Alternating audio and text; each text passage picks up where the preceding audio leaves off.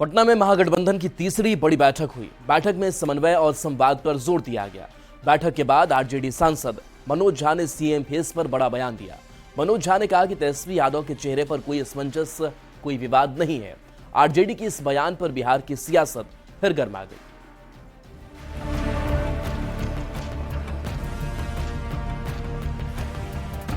चुनावी साल में महागठबंधन की तीसरी बड़ी बैठक पटना में हुई। महागठबंधन की इस बैठक पर सबकी नजरें टिकी हुई थी। सबसे बड़ा सवाल यही था कि सीएम फेस पर सहमति बनेगी, सीट बंटवारे का फॉर्मूला क्या होगा। बैठक के बाद सीएम फेस पर आरजेडी सांसद मनोज झा ने बड़ा बयान दे दिया। मनोज झा ने कहा कि तेजस्वी यादव के चेहरे पर कोई विवाद है ही नहीं, तेजस्वी के चेहरे पर कोई असमंजस नहीं है। समय आने पर तेजस्वी के नाम का ऐलान भी हो जाएगा। यहाँ कोई असमंजस की स्थिति नहीं है। बस कितनों आप कोशिश करें, जो चीजें तय होती हैं सही चीज वक्त पे सामने आ जाएगी। कहीं कोई विवाद नहीं है। हमारे दूसरे सबसे बड़े पार्टनर कह रहे हैं, समझ गए? कोई विवाद कहीं विवाद नहीं है। आपको उस वक्त के लिए थोड़ा शिद्दत से इंतजार करिए, शिद्दत से। वहीं महागठबंधन की बैठक पर जब तेजस्वी यादव से ये पूछा गया कि मीटिंग कैसी रही, तो उन्होंने कहा कि हम लोग पूरी तरह मस्त हैं। उसको क्या जवाब दीजिएगा? बहुत अच्छी मीटिंग हुई, सभी लोग सब मस्त, हम लोग मस्त हैं। चलिए। महागठबंधन में सीएम फेस पर तेजस्वी के चेहरे पर कोई असमंजस नहीं। आरजेडी सांसद मनोज झा के इस बयान पर बिहार की सियासत फिर गर्म हो गई है। इंडी गठबंधन की बैठक में कांग्रेस पार्टी के प्रभारी का देर से आना, झोला टांग के आना और उस झोले में तेजस्वी यादव का नाम गायब होना, ये दर्शाता है राजद की हताशा और निराशा को। मनोज झा अपने नेता को संतावना देने के लिए बहकी बातें करते हैं। भाई तेजस्वी जी दिल्ली गए थे राहुल गांधी जी के दरबार में हाजिरी लगाने। राहुल गांधी जी ने स्पष्ट वही कह दिया कि इस बार बिहार में आप महागठबंधन के नेता नहीं होंगे। भाई तेजस्वी जी लगातार बैठक पटना में कर रहे हैं, लेकिन निष्कर्ष शून्य है। जब आप नीतीश कुमार जी और भारतीय जनता पार्टी जैसे मायावी राजनीतिक दलों के खिलाफ चुनाव लड़ रहे हो, तो अपने सारी रणनीति आपको एक साथ खुलासा नहीं करना होता है। और हमने पहले भी कहा था, अब भी कह रहे हैं, धैर्य के साथ इंतजार कीजिए। आपको सही समय पे सही नेतृत्व का चेहरा हम लोग सामने रख देंगे। महागठबंधन की तीसरी बैठक में बेहतर कोऑर्डिनेशन और एकजुटता पर जोर दिया गया। बैठक के बाद आरजेडी ने एक बार फिर तेजस्वी को सीएम फेस बताया। आरजेडी बार बार तेजस्वी को महागठबंधन का सीएम फेस बता रही है, लेकिन कांग्रेस का कहना है कि सीएम का चेहरा चुनाव के बाद ही तय होगा। अब मनोज झा के इस बयान पर एक बार फिर से सियासी हलचल काफी तेज हो गई है। न्यूज़ 18 के लिए पटना से संजय कुमार की रिपोर्ट। एआईएमआईएम प्रमुख असदुद्दीन ओवैसी सीमांचल में अपने मुस्लिम मिशन में लगे हुए हैं। ढाका में चुनावी जनसभा को संबोधित करते हुए ओवैसी ने एक बार फिर से आरजेडी को सीधी चुनौती दी और कहा कि तुमने 4 भगाया, अब 24 आएंगे। ओवैसी के बयान पर आरजेडी और कांग्रेस ने पलटवार करते हुए एआईएमआईएम को बीजेपी का बी टीम बताया। चुनावी साल में एआईएमआईएम प्रमुख असदुद्दीन ओवैसी सीमांचल में अपने मुस्लिम मिशन पर हैं। बिहार दौरे के दूसरे दिन ओवैसी ने पूर्वी चंपारण के ढाका में जनसभा को संबोधित किया। ढाका की रैली में भी ओवैसी आरजेडी पर जमकर बरसे। ओवैसी ने एक बार फिर लालू प्रसाद और तेजस्वी यादव को चैलेंज करते हुए कहा, तुमने 4 को भगा लिया, अब 24 लेकर आएंगे। सीमांचल की गयूर जनता ने 5 विधायक को कामयाब किया, तो यही लालू परिवार ने कहा कि नहीं, तो एक मंसूबा बनाया गया और 4 को खींच लिया गया। वो बेजमीर थे, उन्होंने अपना जमीर बेच दिया। जो जिंदा था उसका नाम अख्तर अली ईमान है। तो मैं इन तमाम से कहना चाह रहा हूं, तुमने 4 को भगा लिया, अब 24 आएंगे इंशाअल्लाह ताला, देखना तुम। इससे पहले किशनगंज के बहादुरगंज में भी ओवैसी ने आरजेडी पर हमला बोलते हुए कुछ ऐसा ही बयान दिया था। ओवैसी अपने चुनावी जनसभा में बार बार आरजेडी पर हमलावर दिखाई दे रहे हैं और कह रहे हैं कि तुमने 4 को भगाया, अब 24 आएंगे। आरजेडी को ओवैसी की सीधी चुनौती के बाद बिहार की सियासत गर्मा गई है। आरजेडी और कांग्रेस ने ओवैसी को बीजेपी की बी टीम बताया है। देखिए, बिहार चुनाव से पहले ही एनडीए अपनी हार निश्चित देखकर बौखलाई हुई है, तो बीजेपी के कई बी टीम सी टीम बनकर घूम रहे हैं। अब 4 कैंडिडेट भी नहीं मिलेंगे इनको चुनाव में उतरने के लिए।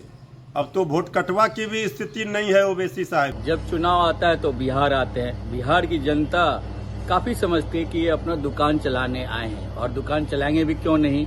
इनके जो आका है, भारतीय जनता पार्टी के जो बी टीम है, वो अपने आका के आदेश का ये पालन कर रहे हैं। 2020 के विधानसभा चुनाव में एआईएमआईएम के 5 विधायक चुनकर आए थे। बाद में 4 विधायकों ने आरजेडी का दामन थाम लिया था। अब ओवैसी आरजेडी पर उनके विधायकों को चुराने का आरोप लगाते हुए आरजेडी पर जमकर हमले बोल रहे हैं। सीमांचल में ओवैसी के मिशन मुस्लिम से बिहार का सियासी पारा हाई है। न्यूज़ 18 के लिए मोतिहारी से अवनीश कुमार सिंह और पटना से आनंद अमृतराज की रिपोर्ट। सीएम फेस पर महागठबंधन में पेश पर प्रशांत किशोर ने चुटकी ली है। प्रशांत किशोर ने कहा कि बिहार में कांग्रेस की कोई औकात नहीं है। कांग्रेस आरजेडी की झोला ढोने वाली पार्टी है। कांग्रेस की इतनी औकात नहीं है कि वो आरजेडी से सीएम फेस कौन होगा ये तय करे। देखिए, आप लोग अपना मानने को तैयार नहीं। अरे कौन नहीं मानने को तैयार है यार? कांग्रेस के नेता कांग्रेस की कब से इतनी औकात हो गई? कांग्रेस पार्टी जो 35 वर्ष से लालू यादव का झोला ढो रही है बिहार में, उसका औकात है कि वो तय करेगा कि आरजेडी से चेहरा कौन होगा मुख्यमंत्री का। जहानाबाद में प्रशांत किशोर ने तेजस्वी यादव पर बड़ा हमला बोला। प्रशांत किशोर ने कहा कि किसी भी सीएम या डिप्टी सीएम का सबसे पिछड़ा हुआ क्षेत्र अगर देश में निकाला जाएगा तो वो राघोपुर होगा। प्रसव के लिए भी किसी महिला को अगर अस्पताल जाना पड़े तो आज भी पीपा पुल का ही सहारा लेना पड़ता है। प्रशांत किशोर ने नीतीश के कल्याण बिघा में भी विकास नहीं होने का आरोप लगाया। कल्याण बिघा में तो नल जल होगा ही होगा, कल्याण बिघा में तो बढ़िया स्कूल अस्पताल होगा ही होगा, लेकिन सच्चाई ये है कि कल्याण बिघा भी जाइएगा तो वहां पर भी लोग उसी स्तर में जी रहे हैं जितना कि जहानाबाद के किसी गांव में। राघोपुर जहां से कि मुख्यमंत्री उप मुख्यमंत्री आज वर्षों से बनते आ रहे हैं, आज भी वहां पर 6 महीने लोग नाव से और पीपा पुल से ही चल रहे हैं। भाई, आपके घर में किसी महिला को प्रसव पीड़ा हो जाए राघोपुर में, तो कोई जाति कोई नेता बचाने नहीं आएगा, उसको पीपा पुल पर ही आना पड़ेगा, उसको नाव से ही आना पड़ेगा। मुझे ऐसा लगता है कि किसी मुख्यमंत्री या डिप्टी सीएम का सबसे पिछड़ा हुआ क्षेत्र अगर पूरे देश में निकाला जाएगा तो राघोपुर होगा। सर्जिकल स्ट्राइक पर कांग्रेस सांसद के सवाल पर मांझी ने हमला बोला है। मांझी ने कहा कि कांग्रेस के मन में गलत भावना है, पाकिस्तान को सबक सिखाया गया है। इस बार भी पीएम मोदी ने साफ कर दिया है कि कल्पना से भी बड़ी सजा देंगे।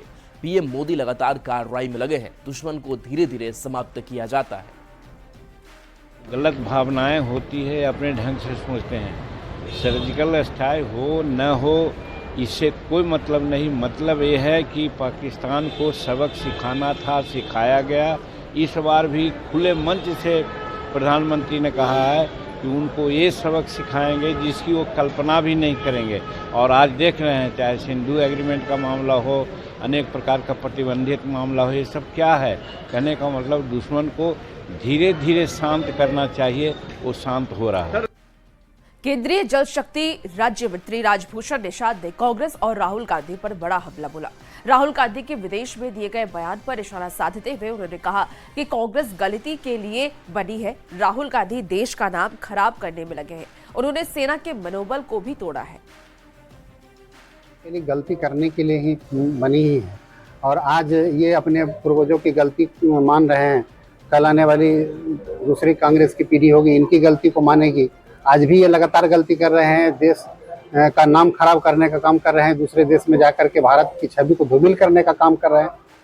और अभी जो जिस तरह से सेना के मनोबल को गिराने का काम कर रहे हैं, ये काफ़ी दुखद है और इनके बारे में क्या कहना है। तो ये पार्टी ही ऐसी है कि जो तुष्टीकरण के कारण देश को बर्बाद करने पर लगी हुई है। मुजफ्फरपुर में होमगार्ड के 296 रिक्त पदों के लिए आज से 22 मई तक लंगट सिंह कॉलेज खेल मैदान में शारीरिक दक्षता सक्षमता जांच परीक्षा का आयोजन हो रहा है। फिजिकल टेस्ट के लिए डीएम और एसएसपी खुद ही मॉनिटरिंग कर रहे हैं। बता दें कि 296 पदों के लिए 17,319 आवेदन आए हैं। लोगों को प्राप्त हुआ है। 296 वैकेंसी है और ये 22 तारीख तक चलेगा। इसमें बिल्कुल जो नवीन तकनीक है उसके माध्यम से दौड़ की एक्टिविटी होगी या कोई भी जो फिजिकल एक्टिविटी है, चाहे वो शॉर्ट पुट हो, लॉन्ग जंप, हाई जंप हो, तो RFID जो है वो लगाया जाएगा हर एक कैंडिडेट में।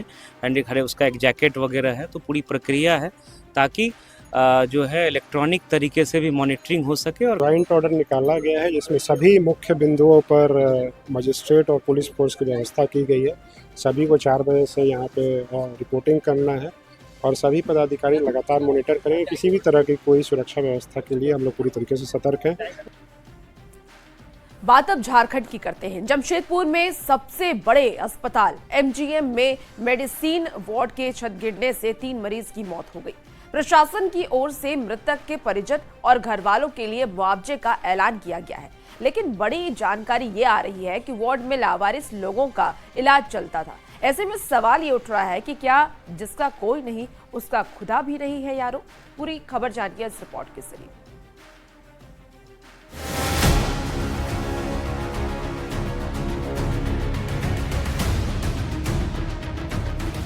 जमशेदपुर में MGM अस्पताल के हादसे ने स्वास्थ्य विभाग के दावों की पोल खोल दी है।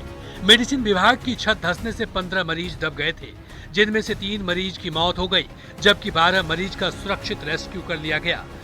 शनिवार शाम हादसे के बाद रेस्क्यू ऑपरेशन चला। स्वास्थ्य मंत्री ने भी हालात का जायजा लिया और 48 घंटे में रिपोर्ट पेश करने के निर्देश दिए। सेक्रेटरी साहब से मेरी बात हो रही थी, रास्ते में एक टीम गठित हम करेंगे और जो उसमें लापरवाही बरता होगा, जिसका भी उसमें लगेगा कि नहीं वो लापरवाही है, उस पर हम लोग कार्रवाई करेंगे। इरफान अंसारी ने घटना पर दुख जताते हुए अस्पताल को नई बिल्डिंग में शिफ्ट करने के निर्देश दिए। साथ ही मृतक के परिजनों और घायलों के लिए मुआवजा राशि का भी ऐलान किया। निर्णय लिया है कि जो पीड़ित परिवार हैं, आदरणीय मुख्यमंत्री हेमंत सोरेन जी के निर्देश पर 5 लाख रुपया पीड़ित परिवार को हम लोग देने जा रहे हैं और जो लोग घायल हैं उसको 50,000 रुपया हम देंगे। इस बीच ये बात सामने आई कि मेडिसिन वार्ड में लावारिस लोगों का ही इलाज चल रहा था। ऐसे में बड़ा सवाल उठ रहा है कि मुआवजा राशि लेगा कौन। हालांकि स्वास्थ्य मंत्री ने इस मामले में कार्रवाई की बात कही है। वो लावारिस मरीज हैं, उनका कोई अभी तक बॉडी लेने के लिए नहीं आया। मुआवजा कौन लेंगे? अभी देखते हैं। हम किसी को निर्देश दे रहे हैं कि आप देख लीजिए, वेट एंड वॉच कर लीजिए और कहीं ना कहीं कुछ अगर मिलता है तो उन तक हम लोग पैसा पहुंचा देंगे। कौन बड़ी बात है। MGM अस्पताल में छत धंसने से मरीजों की गई जान ने अस्पताल की स्वास्थ्य व्यवस्था पर गंभीर सवाल उठा रहे हैं। अगर बिल्डिंग जर्जर थी तो उसमें मरीज क्यों रखे गए? अगर मरीज लावारिस थे तो फिर उनके लिए घोषित मुआवजा कौन लेगा? और सबसे बड़ा सवाल, जान बचाने की जगह अस्पताल में जान चली जाएगी तो फिर अस्पताल कोई क्यों आएगा? न्यूज 18 के लिए जमशेदपुर से आशीष तिवारी की रिपोर्ट। तो रुकते एक बेहद ही छोटे से ब्रेक के लिए, जल्द हाजिर होंगे।